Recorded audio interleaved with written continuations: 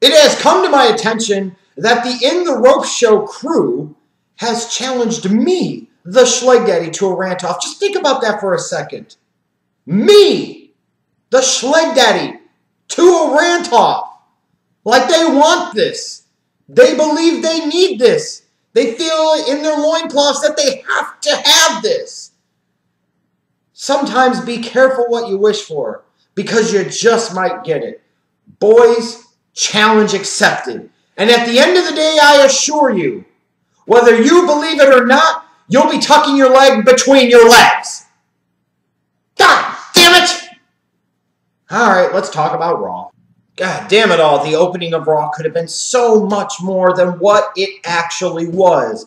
Instead of getting us off to a hot flying start for the night, setting the tone and the table for the rest of the night, and really getting us amped up and excited and ready to go for the Royal Rumble this Sunday and the beginning of the road to WrestleMania, the WWE went in a different direction and basically gave us over 20 minutes of the same type of old crap. An opening segment that goes over 20 minutes is unnecessary, especially when you give us consistently 15-minute opening promo segments every week to kick off Raw. This is stupid. Stop with the 15-plus minute talk segments to kick off your show. Seriously. This shit could have been super hot. This could have been completely outstanding. Brock Lesnar wants to fight. Fucking somebody come out and fight him. Instead of John Cena going into his usual dookie diatribe, have him come out and fight Brock Lesnar. Instead of having Seth Rollins cower backstage and tuck his leg between his legs, damn it, I got that one wrong too. Have Seth Rollins come down. I want to fight Brock Lesnar. He's the fucking champion. The Royal Rumble match, whether the company realizes it or not, is also this Sunday, hence why the name of the pay-per-view is called the freaking Royal Rumble. Why not have Roman Reigns come out and come after Brock Lesnar? Why not have a Cesaro come out? Why not have Bray Wyatt come out? Dean Ambrose come out? If you want to sit there and really get the whole firing angle over, why not have Ryback, Rowan, and or Ziggler come out and want to fight fucking Brock Lesnar? Why not just have chaos ensue and the entire shit can be done in 8 or 10 minutes and you're off flying to the rest of the night? Instead, we get the usual talk is cheap 20-plus minute promo segment where we're trying to play off of the fans and their relationship with John Cena. And now they're going to vote over whether or not John Cena should put his title shot at the Rumble on the line in order to win his match so that way he can get Rowan, Ryback, and Ziggler their jobs back. That's stupid. And the authority characters are stupid. Because if you want to mess with this guy and you want to fuck with this guy and he wants to get them their jobs back so damn bad, why even open yourself up to this type of fail? Why even bother? Why even go through the bullshit? Why even play the games? Why even experience this type of foreplay? Just sit there and say, you want it so bad, you claim that you want their jobs back so bad, then it's simple. You give up your title shot at the Royal Rumble, they've got their jobs back. Doesn't that seem to be sensible? Doesn't that seem to be something that you could really build a quality Raw around throughout the entire night? What's Cena's decision going to be? What is he going to do? You could talk about weaknesses. You could talk about strengths. You can do so many different things with this damn character that, of course, they didn't fucking do. Instead, it's the same old Cena crap, and once you book him in a match with that type of stipulation, you already know in some way, shape, or form how the fuck that's going to go. You got Seth Rollins having his freaking Owen Hart moment, and a promo segment that could have done so much more, basically to me, if nothing else, was a lot of the same old crap, and oh yeah, helps facilitate an even bigger Brock Lesnar babyface turn. Well done, WWE. So with Dolph Ziggler out of action, the WWE had to find a shorty to fill that slot in the second segment of the night. And of course, they turned to Daniel Bryan. Why not?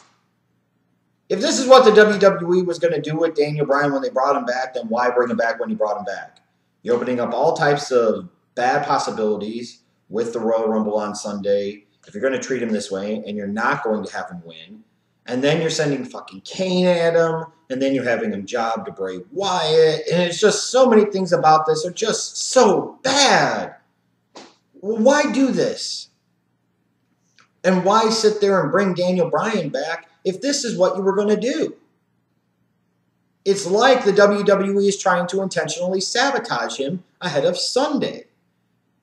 And, you know, when it comes to Sunday in the Royal Rumble, if you have your heart set on Daniel Bryan winning, frankly, based off of what they're doing, it further validates what I said before, that him winning the Rumble is stupid, because if this is how they're going to treat him, then it would indeed be fucking stupid. And if you don't like that, well, that's just tough tits. You'll just have to learn to eat shit and hate the taste of it. Damn it! One big development on the show this week is that we found out that Triple H is ashamed of this show. As you should be, sir. A couple of things really stood out to me with this Legends panel of Shawn Michaels, Ric Flair, and Hulk Hogan. Number one was that on a scale of 1 to shit-faced, I thought Ric Flair was going to be on the Chris Berman level. Like, it's a whole different level of drunk, I assure you. And he wasn't. He was just, like, moderately wasted. And that was kind of disappointing.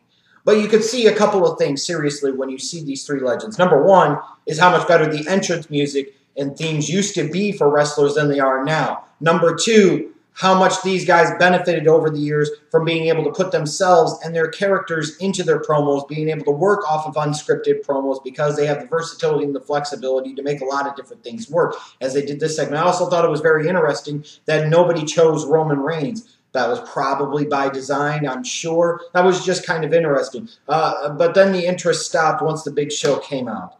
Oh, Christ almighty. This guy is getting to Kane proportions in terms of sucking the life out of anything that he's involved with. The good thing, though, is that Roman Reigns thankfully came out to save the day after Big Show cheap shot at Ric Flair for no good freaking reason. And the best thing of all is Roman Reigns came in, kicked some ass, and he didn't say a fucking word. Back to the basics. This is the type of shit that could get this guy over and get this guy over big. This is the type of shit you were doing with him that was once working and you need to return to it, period. And for those of you out there that aren't down with Roman Reigns potentially winning the 2015 Royal Rumble on Sunday, that's just too damn bad. Just because guys like Daniel Bryan and Dolph Ziggler are some of the best fucking wrestlers in the world and draw the most money, and guys like Roman Reigns are just muscle guys that the WWE loves, further establishing just how out of touch they are and therefore intentionally sabotaging the real moneymakers, doesn't mean that you should be against Roman Reigns. In fact, you should be supporting Roman Reigns. Wait a second. That didn't make any fucking sense at all. Hot diggity damn, Dean Ambrose can win a match. That's something. Fortunately, it came against Wade Barrett, so what are we going to do? Send Ambrose at the IC title? The thing is that instead of positioning Ambrose as a viable, legitimate threat to win the Royal Rumble on Sunday, this victory in this match just frankly didn't feel like it really mattered all that much at all. Of course, as with every year on Martin Luther King Day, the WWE sits there and propagates this propaganda out there about how they are supporters of the dream and they believe in the dream, and WWE is all about the dream. So, of course, we knew at some point in time we were going to have to see the New Day. Can I ask a simple question? Why can't the New Day not suck? Plain and simple. You know, Xavier Woods talking about this and that. Well, maybe we want to see that. Maybe we want to see rage. Maybe we want to see anger. We want to see people get hurt, damn it. Well, I guess to be fair, the WWE believes in the dream, right? I mean, they're giving all types of opportunities to guys like Xavier Woods and Kofi Kingston. Did I really just try to say that? Even though you knew, more likely than not, what the end result was going to be with the main event. Cena taking on three guys. You knew where this was going. You had a feeling what path and direction they were going down. It was just going to be a matter of how they executed and what they did. You knew heading into it, you had kind of that impending feeling of gloom, doom, whatever, that Cena was going to win. And that we're supposed to be happy because you got these guys their jobs back and it's not the same old shit. Well, with that said, as I was watching this main event, this really felt like an old WCW Nitro main event from like 1997. Especially once you had Sting appear. There's fucking Sting on the Titantron. And then he comes out. And he just points at Triple H. Man, that felt like a fucking Sting NWO segment from '97. That felt like Sting coming after Hogan. Now, while I have no real interest in seeing Sting versus Triple H at WrestleMania, I stand by what I said before about WWE Sting going to be far better than TNA Sting. He most certainly fucking is, because of how he is featured, how infrequently he is featured, but when he is featured, how much impact and how big of a deal it is. I absolutely loved the feel of this appearance by Sting. This shit was off the chain, seriously. And then, after Cena wins his match and people could rejoice and celebrate, people actually popped for a Cena match, thanks in no large part to Sting, of course, obviously, because it's all about Cena. No, that can't be. Then here comes Brock Lesnar, and he wants to fucking fight. And it wants to be Brock Smash all of a sudden. And somehow, in some particular philosophy the WWE has, they feel that the best thing to do heading into the Royal Rumble on Sunday is to turn Brock Lesnar into full Brock Smash babyface mode. I talked about this months ago, that Brock Lesnar would go from being a special attraction and a featured attraction to being the wrong type of attraction. And based off of what you've done with Brock Lesnar in 2014, turning him babyface turns him into the wrong type of attraction. Now, granted, the crowd has already started to turn him into that direction. Why sit there and further facilitate it in this particular case? Unless you are indeed trying to set it up that Lesnar's a face and Cena's a face, so Rollins, if he wins, gets doubly the heel heat. I don't fucking know, and I don't fucking care. So the whole premise of this is kind of dumb and stupid to me. Now we're supposed to cheer the guy that less than a year ago ended the fucking streak. Only in the WWE would that make any damn sense. With that said, though, this show was fun. The legends made this show fun. And the WWE did an outstanding job of building up that WWE World Heavyweight Championship triple threat at the Royal Rumble. This is one of the best built title matches they've had in some time. And I mean that, in some time. It really, truly is. The build-up to this has been really damn good. Minus the Lesnar face turn and minus a lot of the same old Cena crap. They have really made this triple threat almost feel like it's WrestleMania worthy if you're really thinking about it. What would be at this point in time so bad about Lesnar versus Cena versus Rollins at WrestleMania 31 for the title? This build-up to this match and this match itself feels WrestleMania main event worthy. So kudos and hats off to the WWE for doing that and accomplishing that. And that really made this show work for me. And the legends sprinkled in obviously helped me. And of course now, because Hulk Hogan said it, I'm going to be fully endorsing Daniel Bryan to win the 2015 Royal Rumble. Fuck all the other shit you've ever heard before from me. Piss! Why would I say such stupid shit? And why would the Hulkster say such stupid shit? Daniel Bryan!